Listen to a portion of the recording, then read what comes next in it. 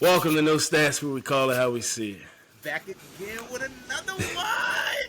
We back again, and Peach hype because we going NBA We're doing an today. NBA So, segment. Peach hype about this one. But before we jump in to our topic, as always, like, share, comment, send it to a friend. Have that friend send it to another friend. Have them subscribe. Y'all subscribe. Ring that bell. We bringing heat. We bringing content. Multiple videos a week. Flooding y'all, so make sure y'all stay connected, so y'all can stay on top of all of these videos and content that me and Peach gonna keep delivering for y'all. Love is love, baby. Love is love. Watch the handle, it takes skill. We gotta run it back. We in the field, and you said it Jason Tech. You in your field, we looking for the facts. Let's keep it real, yeah, we talking no stats. Yeah, we talking no stats. Yeah, we talking no stats. Bro, what you got for me today? You take this one away. Come on, man. It's been a This one little for me. bit since we tapped into the NBA film. So my man Jeff Teague has been circling around the internet a lot, and I know we haven't started the subject. I gotta start the subject, but just a quick subject right now. I love that the NBA players getting these platforms. Because we were able to hear the voice of a lot of guys that we didn't think talked in the league, we didn't think had this type of character, this type of charisma. But it's a way for us to get to know these guys more outside of their game. So Jeff Teague has been circling around the internet a lot with all his stories and giving us the insight on situations that that happened, even the Jimmy practice thing with Minnesota. But one thing that's been circulating the last, I think it's maybe dropped today or maybe dropped yesterday, the James Harden and Dwayne Wade take, and he has James Harden over Dwayne Wade, where most people, Dwayne Wade is the third best shooting guard all time. Before I go in, I want to ask you your take on this, bro. When you first heard Jeff Teague say this, what was your initial thoughts? And who would you put ahead and why? It was interesting. So when I heard it, I was like anxious to hear his reason why he was putting James Harden ahead of D Wade. Like I was locked in because I wanted to see, like, as a basketball mind, as a guy who played, what makes you say that. And a lot of the evidence and a lot of his, details or examples was about the team, their surrounding cast, and the numbers that they put up. Without that, it wasn't about winning.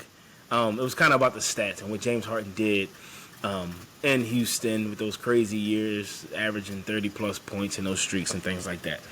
With that being said, I'm sticking D Wade for two reasons. I think winning does matter. I know he did have Shaq, but we're not going to act like that 2006 championship D Wade wasn't averaging like 36 in the finals, and that run wasn't predicated off of D Wade. The run didn't revolve around D Wade, and D Wade didn't make his name from there. I know D Wade doesn't have an MVP. I get that. But the main reason, not even the winning, I know he had Bryant. I know he had that, and that's the reason he has, three rings. But the main reason I'm taking D Wade over James Harden is because basketball is both sides of the floor.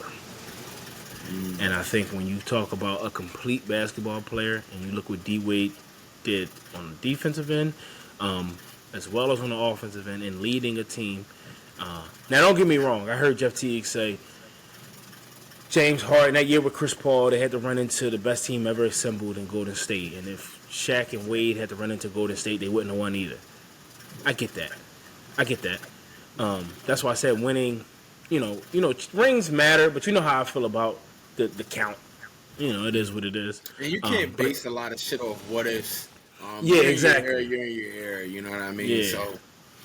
So, but I'm rocking with D Wade, bro. I think what D Wade did defensively, I think we forget about D Wade before LeBron. But he was the first one out of that draft class to get a ring, and he was the man. It wasn't. Think about it. That's the only time Shaq won a championship, and he wasn't the Finals MVP. He won all of those with Kobe. Absolutely. It makes sense. I'm glad you went first. But you was gonna say Harden, wasn't you? No, I wasn't gonna say Harden, but I get both sides. One thing that Jeff Teague said that that kind of like makes sense to me. If you look at those Miami Heat teams, post Shaq, pre LeBron, I think they maybe got one playoff bid, maybe two. I remember they ran into that Boston Big Three when Wade was the AC. And then I know Wade dealt with his injuries. They had that 15-win season before they got LeBron. I think that's where the gray area is at with Dwayne Wade. I know Dwayne Wade had that 30-point per game average season. I know he finished like top 3 MVP voting. But James Harden's body of work in Houston, I think, holds a significant amount of weight. I think if you put, and I'm just talking about Harden's Houston tincture, I think if you actually get Harden like and it's no disrespect to Chris Paul, but I don't think he was, and this is crazy to say because they actually had Golden State on the brink, but I don't think Chris Paul was the fit that they actually needed to. If you look at Wade and LeBron, two athletic slashers, but also have two completely different games. Two as in like James Harden and Chris Paul, kind of ball dominate. Which one can really play off the ball? To where it's like LeBron and Wade, both of them could kind of play off the ball with their slashing abilities. So I don't think Harden ever had like a superstar of any of Wade caliber superstars, but I am giving Wade the slight edge because, standing on your points, he's a winner. He shows up in the moments that the team needed him. He showed up. His journey. I don't like his last couple years when he went on that little tour where he wanted to go to Chicago and Cleveland. He was pissing me off. Just stay the fuck in Miami, bro. That's where you belong. But other than that, I'm giving Wade the slight edge. It's close. Harden is top 5 in my book. And even the route that Harden is going now, with the way he's bouncing through teams, it doesn't seem like he can stick anywhere.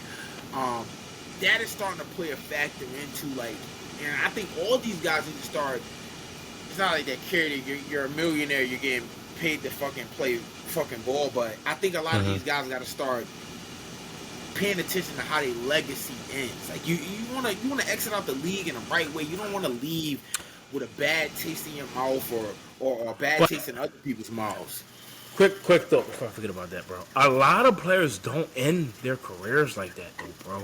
A lot of players, like when Magic Johnson came back after, that whole thing, his career didn't end the best. Bird with the back injury, his career didn't end the best. Jordan in Washington, his career didn't end the best. Shaq, when he made them that same thing, going around the league, Boston, Phoenix, his career didn't end the best. Rattle them off, bro. I mean, Kobe, I know he was still Kobe, and he had that 60-point, and that kind of buttered everything up. But Kobe's career didn't end the best as far as winning and then, like, what we remember Kobe as after the Achilles injury and things like that. It didn't end the best. No one really rides out on top because you don't know when, if you come off a year where you just had a great year, you feel like, I got a little more left in the tank. Yeah. So you always kind of push your limits, and then you realize, all right, that's enough. You know what's crazy? Like, I understand that aspect. Like, if it's basketball, like Kobe, me and you, we talked about Kobe's last game, RIP. We talked about Kobe's last game, and you was a fan of it. I was not a fan of it. Yeah. I don't know how many shots he fucking took to get fucking 60, but it just, and then what led to that was everything that led up to the last game. Like, Kobe was not playing good basketball. Kobe wasn't looking like the Kobe we was accustomed to. But it's basketball. Now, if you're like a lot of those Shaq teams, and I think it's because of the heightened media now, but Shaq was traded to those teams. Shaq signed on 1 year deal.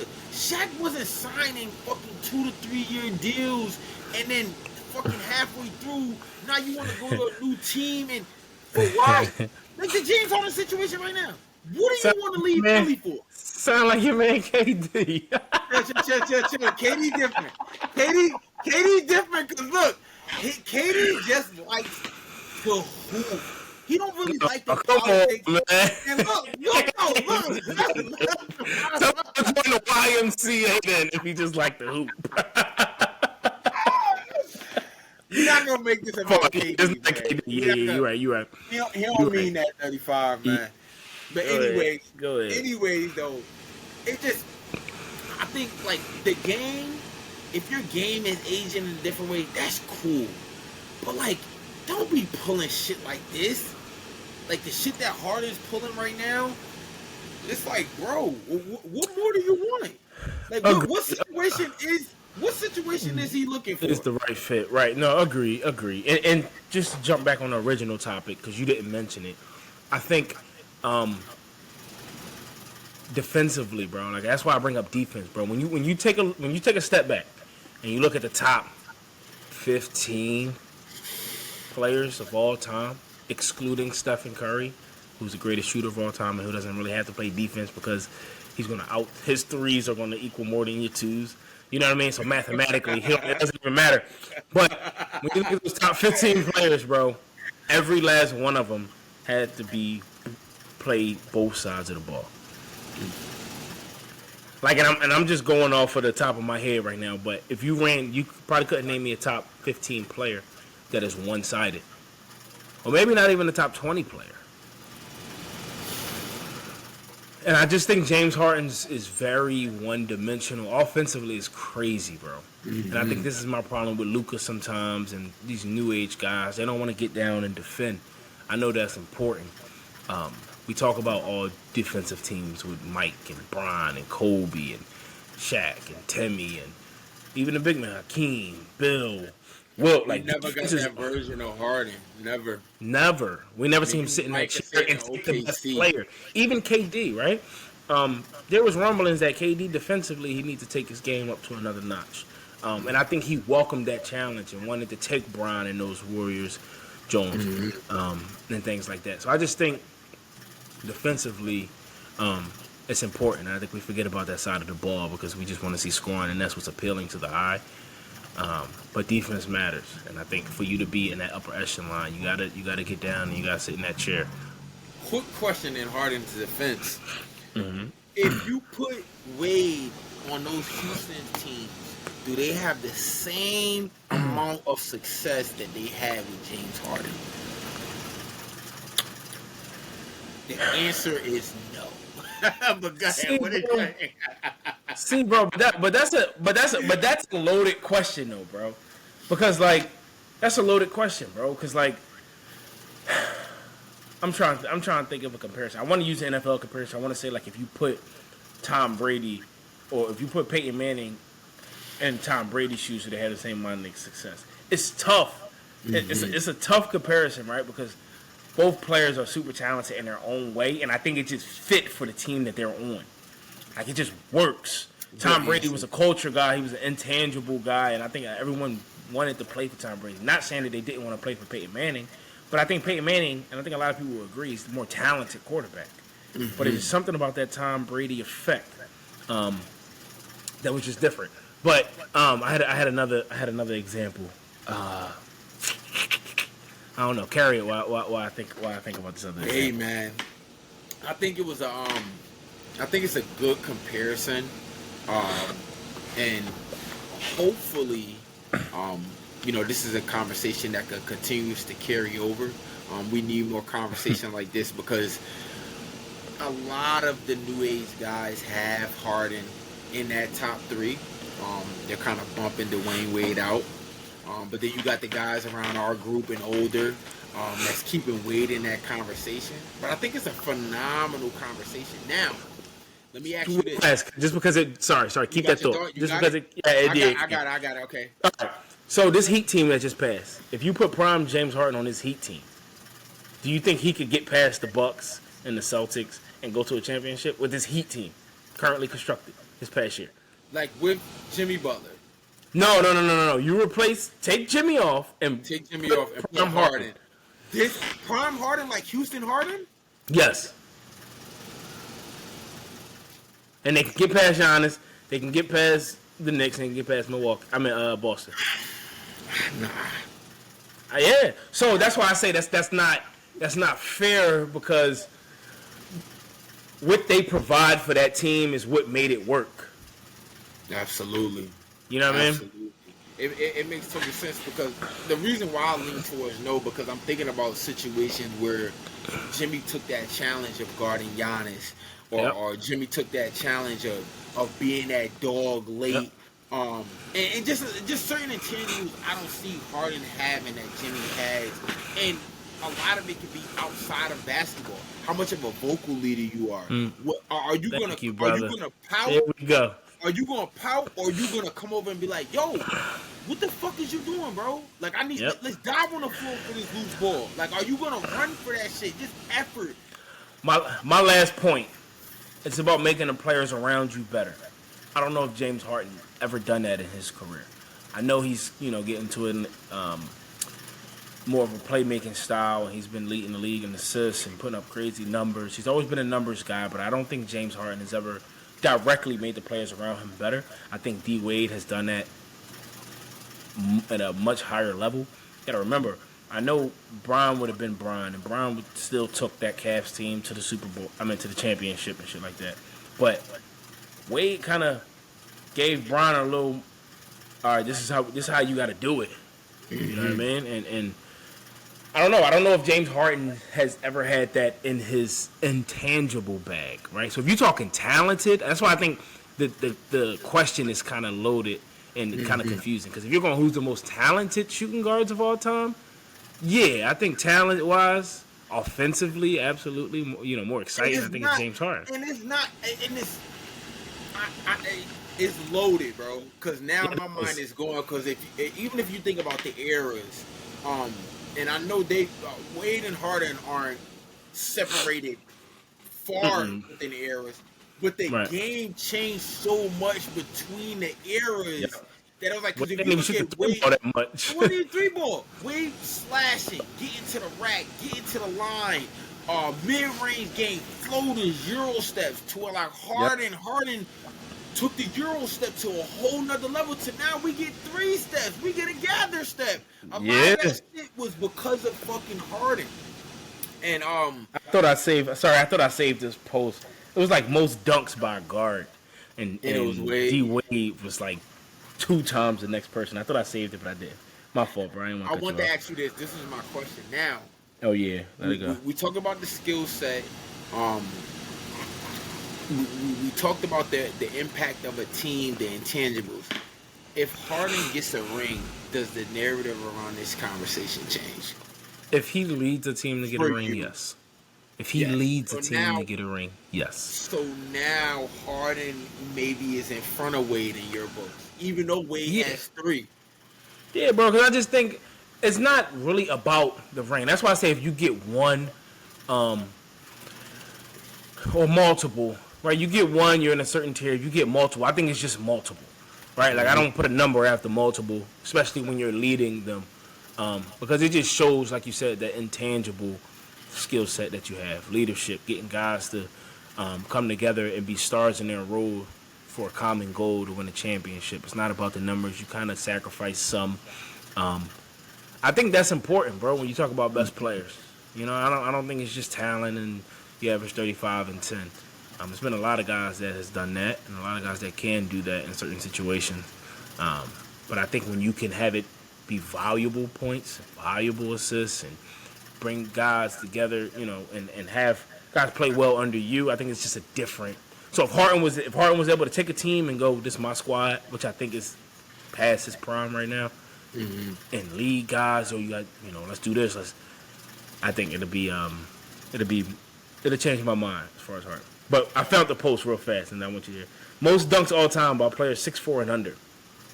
John Wall at 294, Tony Allen at 297, Steve Francis at 302, Tony Allen, Bradley Beal at 313, Russell Westbrook at 578, Dwayne Wade at 1,098. That's crazy, bro.